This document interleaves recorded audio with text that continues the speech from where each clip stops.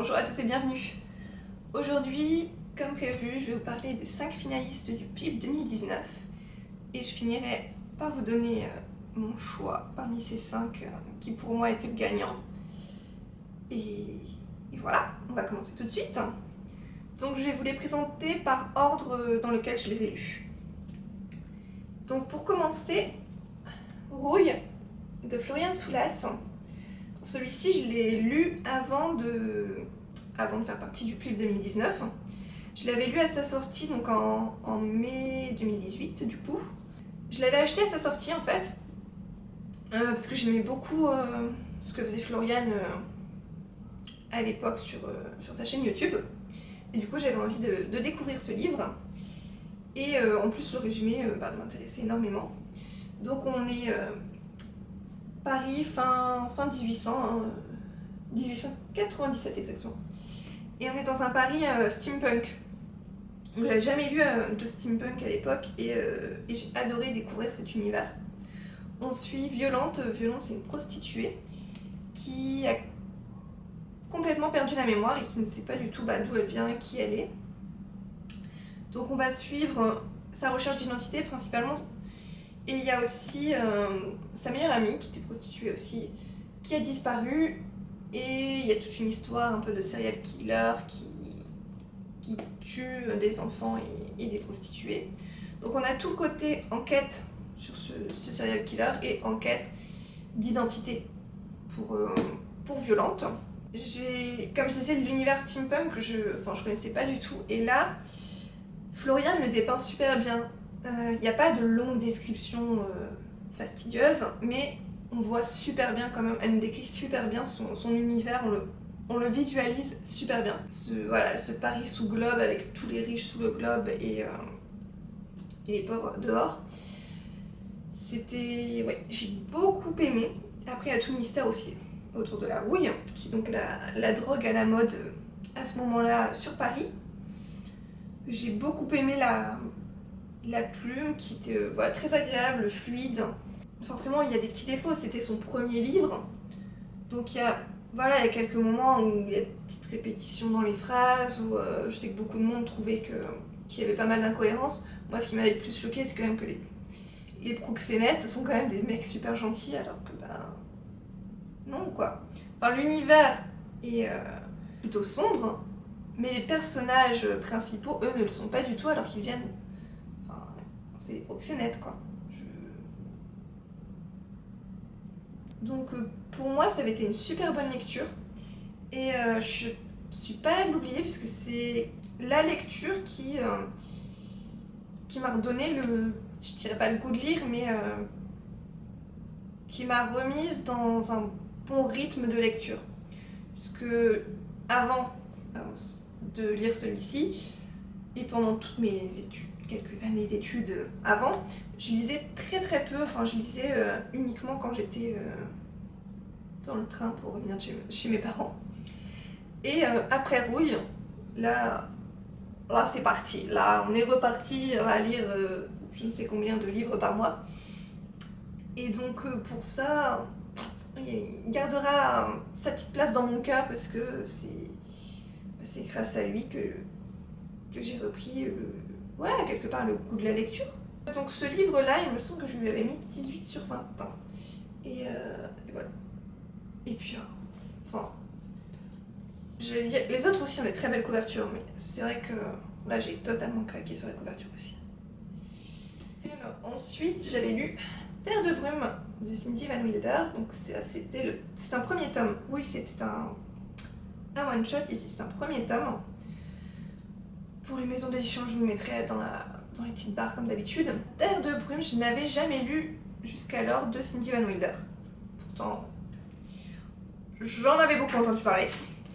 Et donc, au sein de Montreuil, je lui avais pris ce livre-là, puisqu'il était sélectionné au PIB. J'ai découvert l'autrice qui est hyper sympathique. Mais au-delà, ça a été aussi une très bonne lecture. C'est, par rapport aux autres livres, sélectionné, c'est clairement celui qui est le plus jeunesse, donc nécessairement celui avec un univers, j'allais dire, le moins développé, le moins décrit du moins. Mais j'ai quand même passé un excellent moment, même si c'est vrai que j'ai ma préférence pour des gros bouquin de fantasy avec un univers hyper décrit. Là, forcément, il y en a moins, mais j'ai quand même passé un excellent moment. J'ai adoré les deux personnages principaux, donc les deux demoiselles. J'ai bien aimé le système de magie est finalement assez simple, c'est un système de magie élémentaire, mais qui est bien amené aussi. Et surtout, j'ai adoré ce principe de brume où plus on consomme pour faire de la magie, plus il y a de la brume, et on en est arrivé à un niveau où il y a tellement de brume qu'on ne peut plus vivre que sur ce qui avant étaient des montagnes et qui donc du coup là sont devenues des îles au milieu de la brume. Et j'ai adoré ce parallèle écologique. Je trouve que c'est super. C'était pas une lecture que les enfants auront, puisque c'est pour de la jeunesse, mais ça nous permet peut-être un deuxième niveau de lecture pour des gens plus âgés. Et s'ils font le parallèle, bah c'est génial. Donc j'ai adoré les deux jeunes filles qu'on suit, qui sont deux personnages de deux jeunes femmes qui sont fortes, qui sont indépendantes, qui n'hésitent pas à dire non à leurs supérieurs pour aller sauver le monde. Donc oui, au-delà de l'écologie, ça nous parle un peu de l'égoïsme, un peu chacun ses problèmes, c'est son problème, bah tant pis, je le laisse dedans et on ne s'aide pas. Voilà, donc un premier tome que j'avais beaucoup aimé, même si très introductif. Et j'ai encore le deuxième tome à lire. Donc c'est vrai que c'est de la jeunesse parce que je me dis, enfin voilà, on est sur 270 pages. Le deuxième est pas beaucoup plus gros. En fait, ça aurait pu rentrer en un seul livre, mais ça aurait été moins cher. Mais oui, c'est vrai que c'est de la jeunesse, donc du coup on fait des livres plus fins. Et il faut que je découvre la fin et que je lise ce deuxième tome. Et donc voilà. Et j'avais beaucoup aimé, et donc j'avais mis aussi 18 sur 20. Et il me semble qu'en fait ce sont pratiquement que des très bonnes lectures. Où j'ai mis 18. Ensuite, Le Dieu Oiseau de Aurélie Wellenstein. Alors, de cette autrice, j'avais déjà lu Le Roi des Fauves. Le Roi des Fauves, j'avais beaucoup aimé. Tout côté animal. J'avais juste été déçue par la fin qui était pour moi trop rapide. Et trop ouverte. Et c'est à peu près la même chose que je vais dire pour Le Dieu Oiseau. Donc dans Le Dieu Oiseau, on suit... je sais plus son nom. Faolan. Donc en fait dans ce monde-là, tous les 10 ans, il y a une sorte de concours, une compétition qui met en jeu plusieurs jeunes, enfin adolescents. Et celui qui gagne devient le chef de tous les clans. Et donc Faolan, son père a... Oui, c'est pas forcément que les jeunes d'ailleurs. Non, c'est pas forcément que les jeunes. Mais en tout cas, il y a 10 ans, Faolan, son clan a perdu. Sa famille s'est fait massacrer, manger... Enfin, il est le seul survivant. Et il est devenu un peu l'esclave de... Je sais plus, Thor. J'allais dire Tormund, mais non, c'est dans Game of Thrones. Torok. Il est devenu l'esclave de Torok. Si vous voyez un peu dans Game of Thrones... ce que... Donc c'est devenu l'esclave de Torok et il se dit là il va y avoir une nouvelle compétition, j'ai rien à perdre, ma vie c'est de la merde, donc autant que je la tente et peut-être que je deviendrai chef ou au pire je me fais bouffer aussi et ma vie de merde sera terminée. Et donc on suit un peu enfin pas un peu, on suit totalement cette compétition, comme petit côté un peu Hunger Games. Et là aussi, enfin... Ouais, j'ai beaucoup aimé la compétition. C'était sympa à lire. J'en garde pas, mais en fait, en y repensant 6 mois plus tard, j'en garde pas grand chose. J'en garde que... je me rappelle avoir été déçue par la fin, qui pour moi allait encore une fois trop vite et qui était trop ouverte. En fait, on peut quelque part un peu choisir sa fin. C'est des choses que j'aime pas forcément, moi. Et oui, je me rappelle avoir passé un très bon moment, mais a pu avoir tant de souvenirs que ça. Et du coup, à la base, je lui avais mis 18 sur 20. Non, 17. Voilà, 17. Je garde le 17 parce que c'était un très bon moment, mais c'est vrai que j'en garde finalement pas grand-chose de cette lecture. Beaucoup parlé de la violence qu'il y a dans ce livre. Oui, il y a de la violence. Oui, il y a des scènes où on mange des autres êtres humains. Mais en fait, on m'avait tellement parlé de la violence dans ce livre que je m'attendais encore à pire. Donc quelque part là-dessus, c'est pas ça qui m'a fait moins apprécier ma lecture. Ensuite, j'avais lu La fille qui tressait les nuages de Céline Chevet.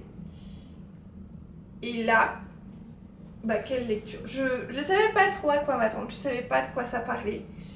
Je savais juste qu'il fallait pas que je tienne compte de la couverture très joyeuse. Et en effet, il fallait pas en tenir compte. Pendant un long moment, pendant toute une partie du livre, je savais pas vraiment vers où allait l'autrice, même si je passais un excellent moment puisque la plume est très agréable et que ce qu'elle nous raconte est intéressant aussi, mais je voyais pas où elle voulait en venir. Et il y a un moment où on passe une étape, et là... ouais, je vais pas réussir à en parler comme je voudrais de ce livre-là. Ensuite, Juliane, qui a un peu de mal à se remettre de la mort de sa petite amie. On suit également son meilleur ami, qui était le frère de cette petite amie. Et il y a un mystère autour de la mort de cette jeune fille. Et je peux pas en dire beaucoup plus, puisque sinon je vous spoil et puis ça servira à rien que vous le lisiez, alors c'est génial. Mais ouais, j'ai adoré. Là aussi, on part dans des trucs un peu gore, mais j'ai adoré. Et j'en parle super mal. J'ai beaucoup aimé aussi tout l'univers japonais tout autour, parce qu'on est au Japon. Et la plume était magnifique. C'était fascinant et je sais pas comment en parler pour dire à quel point c'était bien. Et donc j'avais mis 18 sur 20 aussi à cette lecture. Enfin, le livre qui m'intéressait le moins, je vais dire, qui m'appelait le moins. D'ailleurs, je l'ai lu début septembre, parce qu'il fallait le lire pour maximum mi-septembre pour le vote. C'est Comment le dire à la limite de Vincent Tassi. Alors là, je sais, tous les fans de Vincent Tassi vont arriver. De Vincent Tassi, j'avais lu Effroyable porcelaine, que j'avais beaucoup aimé. Par contre, Apostasie, j'avais lu le début, je l'avais pris à la médiathèque et je n'avais pas réussi à rentrer dedans parce que la plume était un petit peu trop complexe et j'étais dans une période d'examen où j'étais beaucoup trop stressée pour me mettre dans... J'avais pas la concentration nécessaire pour une plume aussi riche. Et du coup, ça me prenait pas mal pour sortir Comment le dire à l'ami. J'ai quand même dû le sortir, puisqu'il a voté. Et j'en ressors plutôt mitigée. La plume est tout à fait magnifique, ça y a rien à dire, elle est très poétique, lyrique, la plume est très belle. Mais je suis pas rentrée dans l'histoire. On découvre plusieurs personnages dans cette histoire, à plusieurs époques différentes, donc là... Je dirais pas que c'était compliqué de s'y mettre, mais ouais, c'est vrai que quand on passe d'un personnage à l'autre, il y a des fois on revenait sur un personnage, je sais plus spécialement ce qui s'était passé pour lui. J'ai eu aucune accroche en fait avec aucun de ces personnages. À la limite, ceux qui m'ont le plus intéressé, c'est peut-être Egmont et Léopold. J'étais pas non plus fascinée quoi. Aucun attachement au personnage, j'avais un peu rien à faire de ce qui allait leur arriver. Je me disais peut-être ça va démarrer quand ils vont se rencontrer. Puis alors finalement c'est encore pire. Je pense que je suis passée totalement à côté de cette lecture.